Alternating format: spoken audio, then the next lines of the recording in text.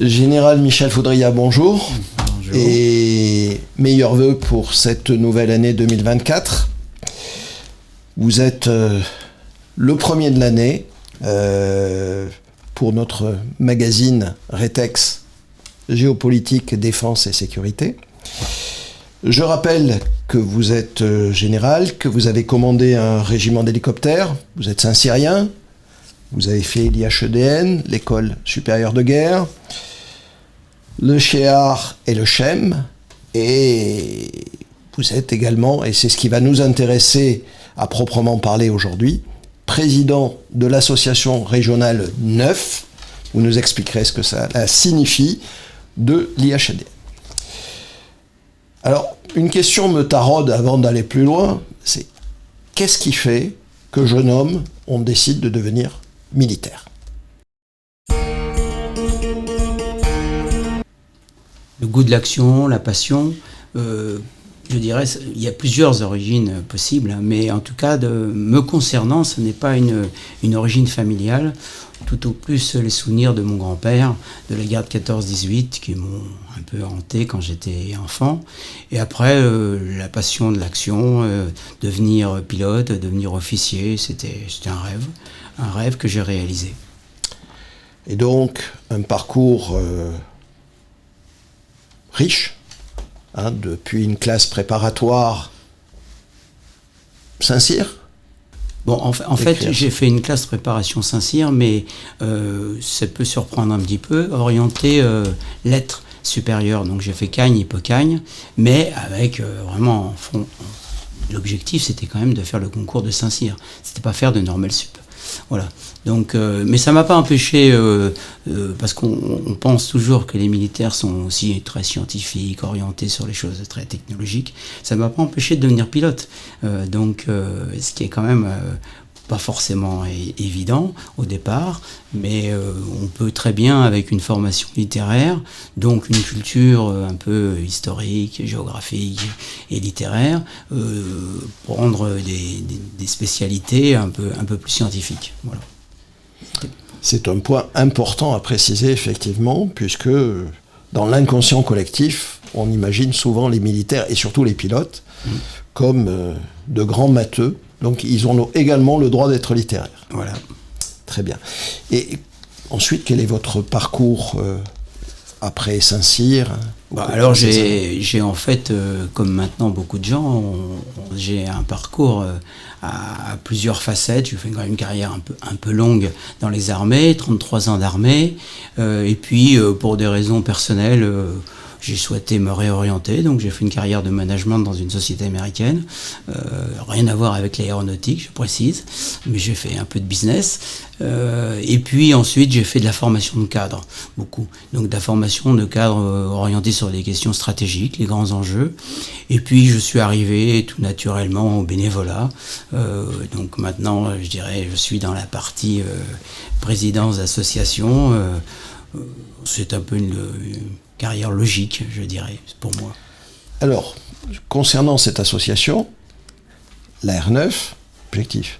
Alors, d'abord, numéro 9 n'a aucun sens, je dirais, sauf qu'il est chronologique, en fait. C'est la date de création qui fait, dans l'ordre de création des associations, que l'association Provence de l'Institut des hautes études de défense nationale a été créée donc en numéro 9. Donc n'y voir aucun rattachement particulier autre que cela.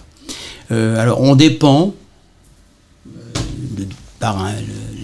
de façon tutelle par le Premier ministre, donc qui est en fait un organisme un organisme public, qui est l'Institut des hautes études de défense nationale, qui est une vieille dame, puisque ça a été créé en 1936, et qui dépend du Premier ministre, donc dont la mission depuis son origine est de mettre ensemble, en particulier quelques militaires, avec des cadres de la société civile, de façon très ouverte, pour réfléchir sur les questions de défense.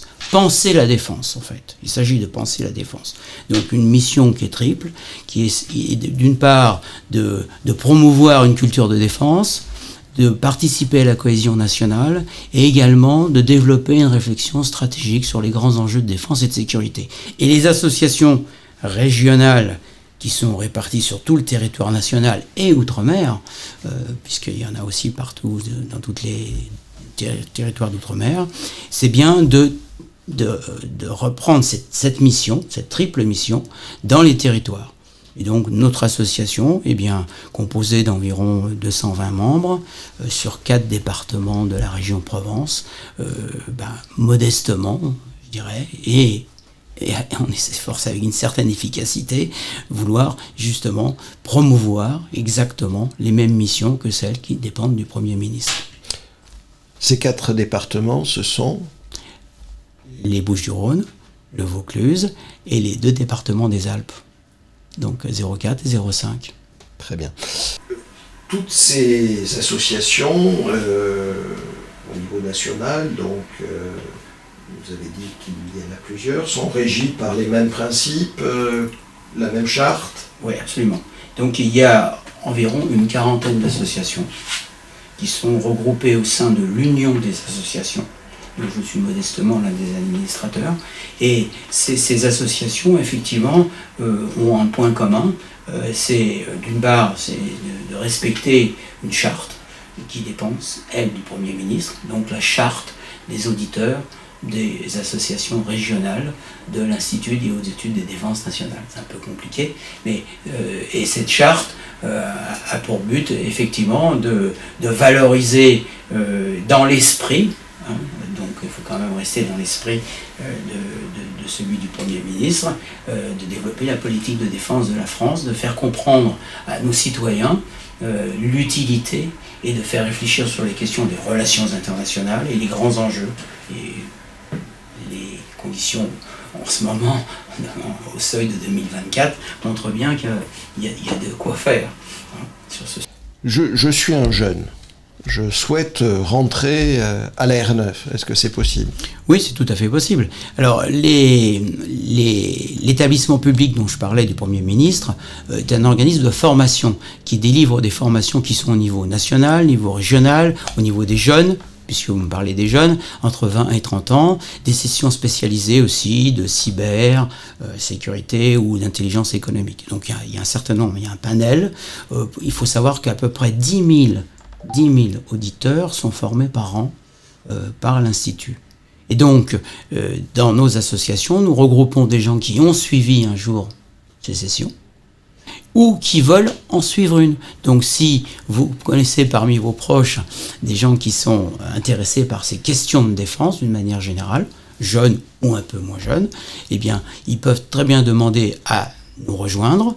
Nous souhaitons évidemment vérifier un peu par parrainage, j'allais dire, pour une adhésion éventuelle, et en vue de suivre une session. Et il se trouve que cette année, donc en septembre-octobre, il y aura effectivement une session réservée en région PACA, et en juillet, une session pour les jeunes.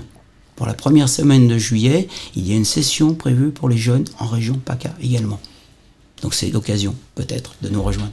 Alors sur ces sessions justement, comment est-ce que ça s'organise? Alors, ces sessions sont organisées effectivement directement par Paris, mais en coordination avec les associations locales et territoriales, qui elles sont chargées, d'essayer de trouver des candidatures, donc c'est la première tâche, de le faire savoir, donc de recruter des gens qui sont dans les territoires. D'autre part, de fournir les thèmes de réflexion de la région concernée, parce qu'évidemment les problématiques de défense et de sécurité de la région chez nous, PACA, ne sont pas celles forcément du Grand Est ou des Hauts-de-France. Bon, c'est pas tout à fait les mêmes problématiques, même s'il y a des problématiques communes, bien sûr. Et puis ensuite, de fournir un soutien logistique, c'est-à-dire l'équipe qui va venir de Paris pour organiser ces sessions, tout naturellement va s'appuyer sur des infrastructures qu'on va pouvoir leur mettre à leur disposition, leur trouver des intervenants, enfin voilà, on va fournir un soutien logistique. On s'y attaque dès la semaine prochaine en vue de ces sessions qui vont avoir lieu à l'automne. Et ces sessions se passent sur plusieurs semaines, à plusieurs endroits? Alors, ça tourne il y a, dans toutes les régions, les 13 régions de France, y compris celles aussi en Outre-mer. Il y a une session Outre-mer tous les ans. Il y a 6 sessions qui sont organisées par an. Donc, vous voyez qu'il y a 13 régions, donc ça veut dire que tous les 2 ans ou 2 ans et demi, ça va revenir chez nous. Donc, ça revient cette année. Ça dure 5 semaines, 4 avec une coupure, donc ça fait 5 au total.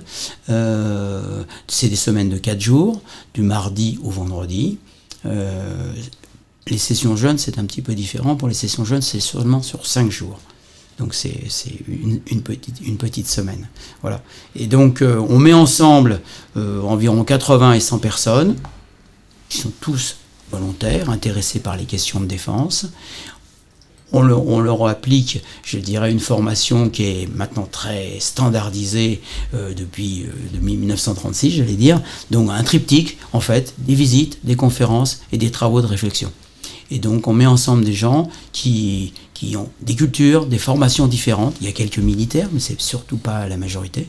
Et on fertilise la réflexion de chacun, son parcours professionnel sur ces grands thèmes de réflexion, de relations internationales et stratégiques.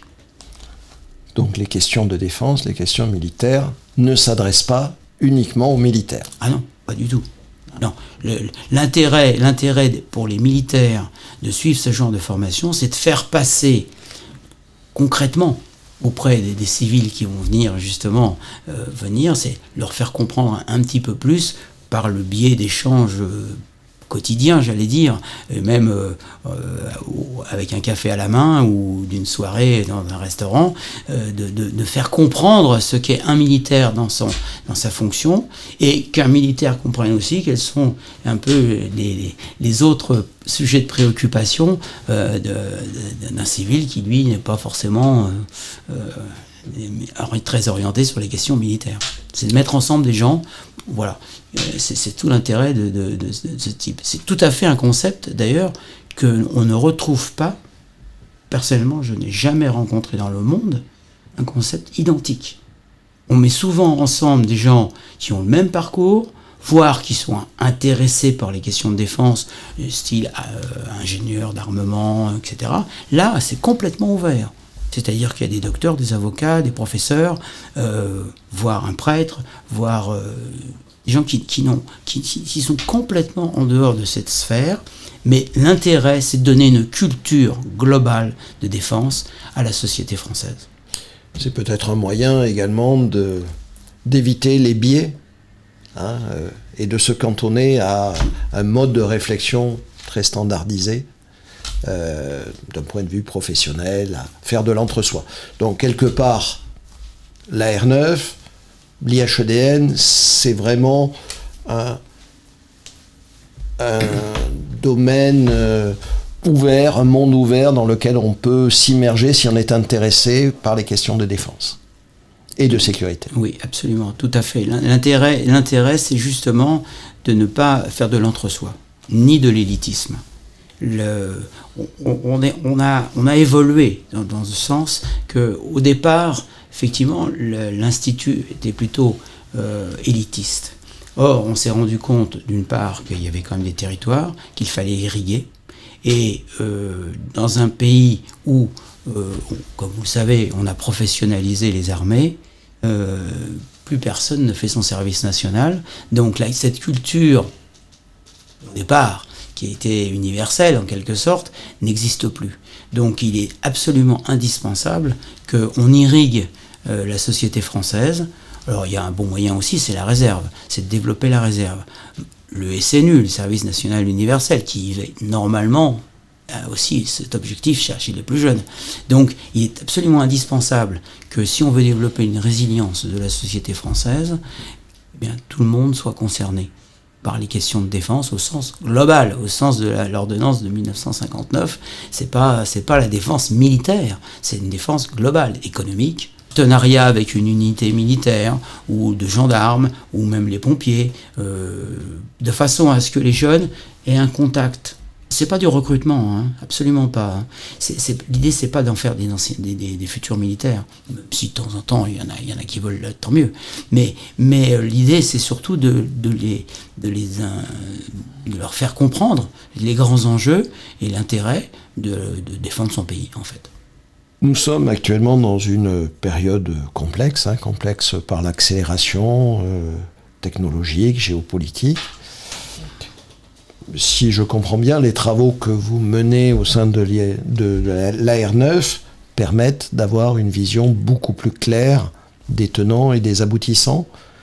Comment se passent ces réflexions ? Alors, on applique effectivement le même principe que ce que je disais, le fameux triptyque, c'est-à-dire des visites, des conférences et des travaux d'études.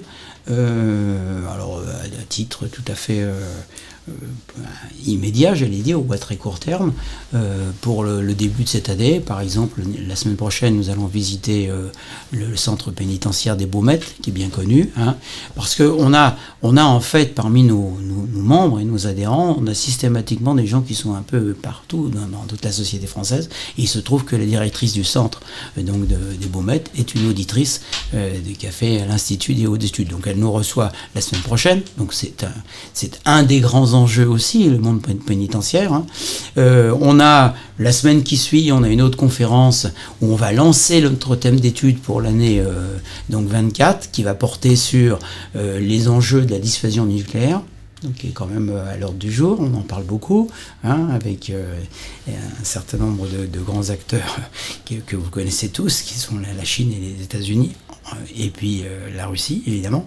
Et donc on va réfléchir sur ce sujet avec une politologue très célèbre qui vient nous faire une conférence.